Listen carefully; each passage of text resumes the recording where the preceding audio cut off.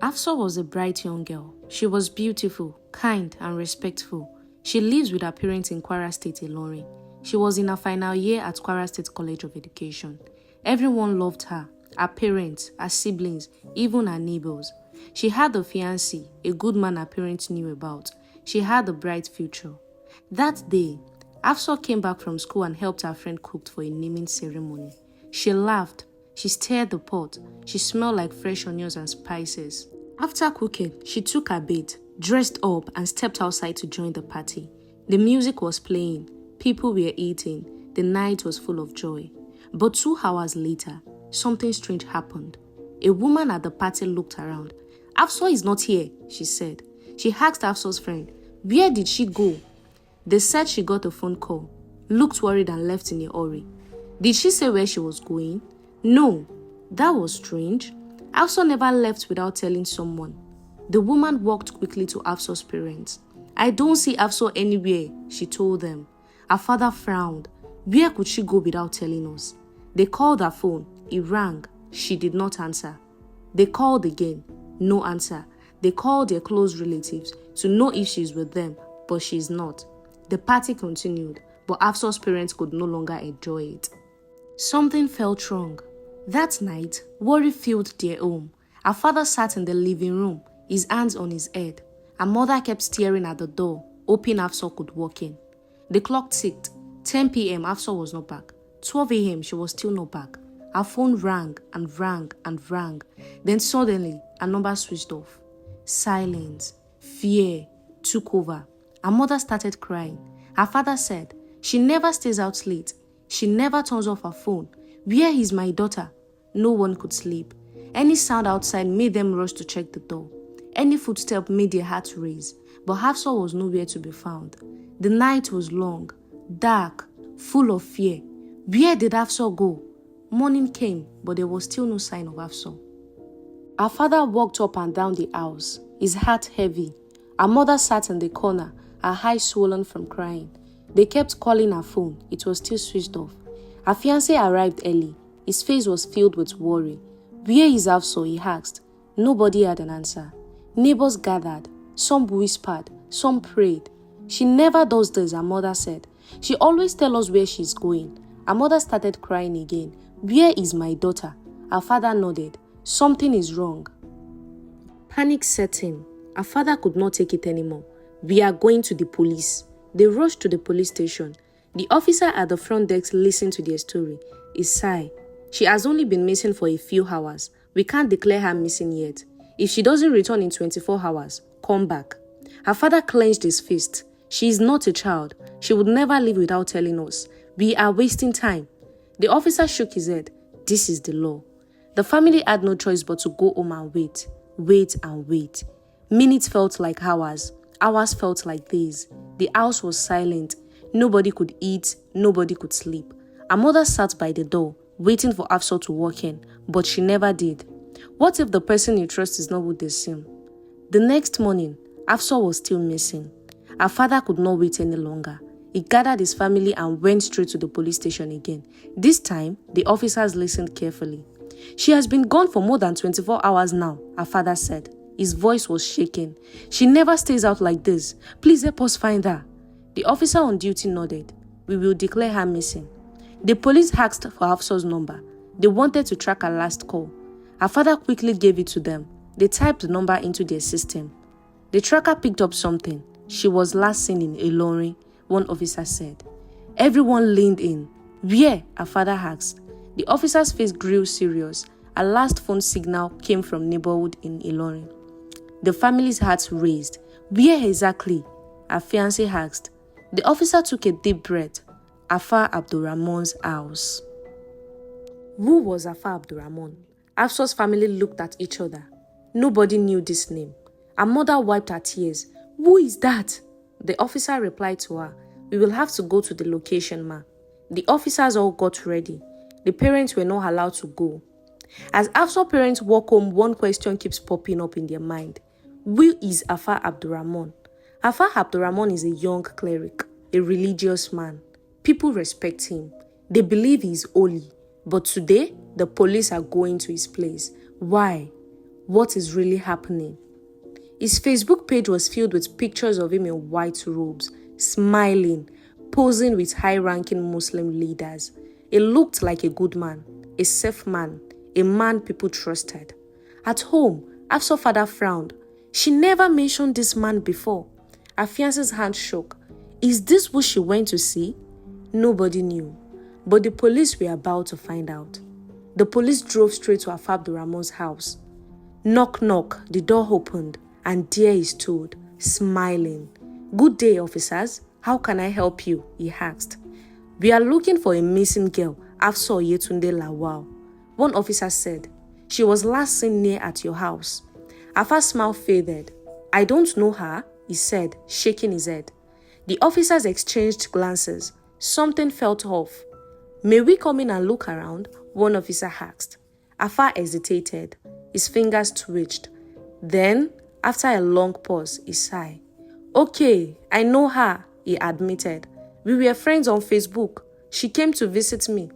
What happened to her? An officer asked. Afaa lowered his head. Afaa looked at the floor. He took a deep breath. Then he spoke. She came here, he said, but she had an asthma attack. She couldn't breathe, and then she died. Silence filled the air. The room felt heavy. The officers felt suspicious. Something wasn't right. The police were not fools. We still need to search the house, an officer said firmly. Afaa hesitated again. His eyes darted left and right, as if looking for a way out. But he had no choice. Slowly, he stepped aside. Of course, he murmured. The living room was neat. A small prayer mat sat in the corner.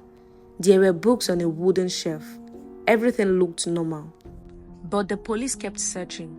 They moved to the bedroom. The bed was made. There were white robes hanging in the wardrobe. Still nothing.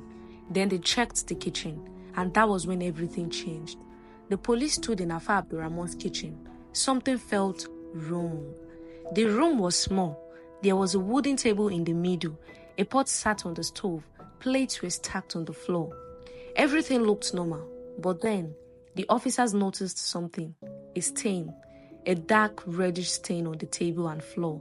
His eyes narrowed. What is this? Afaa Abdulrahman quickly stepped forward. Oh, that is nothing. Just goat's blood. I slaughter goats sometimes. The officer looked at the stain again. It was dry, dark, and thick. He turned to face Afaa. Are you sure? Afaa nodded quickly. Yes, officer, I promise. The officer did not believe him. Afaa's face turned pale. I can explain, he stammered. The officer moved to a corner of the kitchen. The smell hit them first. The officer stepped inside, and then he saw it. There, they found a big bucket. Inside, there were pieces of meat soaking in a liquid. One officer leaned closer, and then he screamed. Inside the bucket, this is human flesh, he whispered. Hafsoh's body parts, her arms. One of the officers grabbed Afaa by the neck. You lied! You killed her! Afaa fell to the ground. He could not speak. He was caught. Afaa dropped to his knees. I'm sorry, he cried. I did not mean to. And then slippers, many slippers. The officer counted 1, 2, 3, 12 slippers. Then he saw another one. Hafsoh's slippers. 13 slippers was found in this house. The officer's heart dropped. They took picture of him with what they found in this house. There was a big knife, a sharp cutlass, Hafsoh's hands, and black soap on the table, and posted it online for everyone to see the face of an evil man. The officers handcuffed him. You are under arrest, they said. As they led him away, Afaa kept mumbling. I did not mean to. What kind of evil is this? A police officer said. He turned to Afaa Abdulrahman. Whose slippers are these? Afaa looked down. He did not speak. The officer grabbed his shirt. Talk. Did you do this to others too? Afaa still did not answer. You will pay for this. The police carried Afaa Rahman out of the house. People in the neighborhood had gathered outside. They saw Afaa Rahman, and then the crowd understood. Some tried to run inside to beat Afaa Rahman, but the police held them back.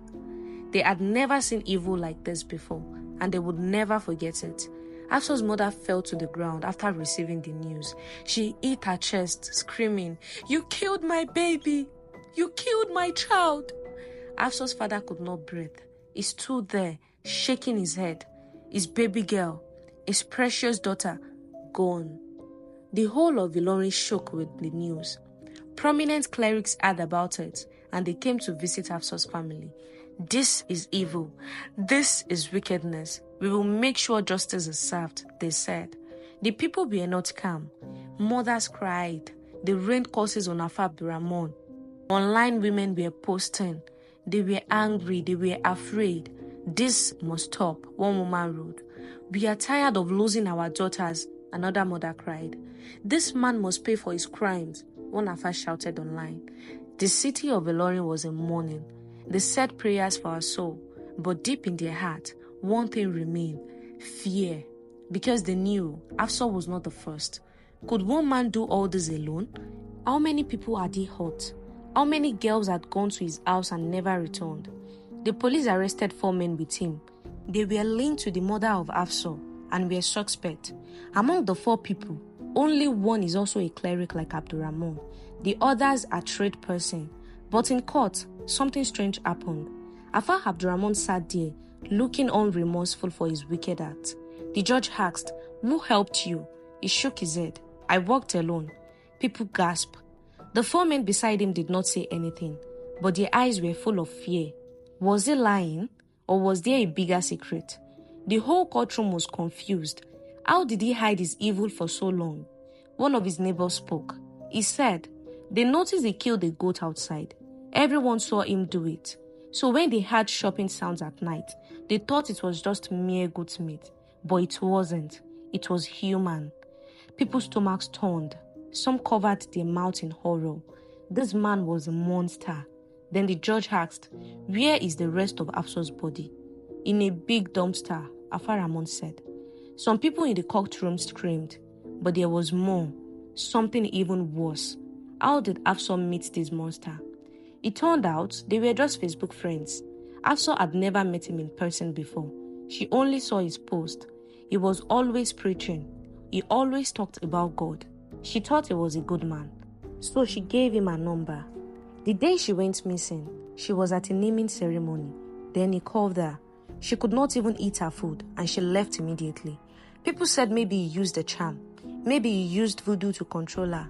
Afa Abdurrahman said when she got there, he gave her food and drink, but he had already drugged the drink. Hafsoh started feeling weak. She could not move. She could not fight. And that was when he did the unthinkable. He took advantage of her again and again until she stopped breathing. Afa Ramon said he only needed one thing: a hand. The courtroom was shaking with anger. People online said her head was traced to Ibadan. Why was her head in another city? What was going on? The case was no longer just about Afa Abdurrahman. Now, the whole country was watching. The case was adjourned until March 6. When March 6 arrived, it was postponed again to March 28. But Hafsoh was gone, and she would never come back. But her death would not be in vain, because now the world was awake. A powerful message to women. Sisters, your life is precious. Your voice matters. Your safety comes first. Evil wears many faces. It speaks softly. It smiles kindly. It hides behind religion, power, and sweet words. But you must be wiser. Do not trust too easily. Do not go anywhere alone with someone you barely know, even if they seem kind. Even if they talk about God. Even if they promise you safety. Hafsoh thought she was safe. She thought she was making a friend, but that friend became her worst nightmare. Do not let her death be in vain. Learn from her story. Protect yourself. Teach your daughters. Teach your sisters. And if anything feels wrong, run. Run fast. Run far. Because your life is worth more than anyone's promises.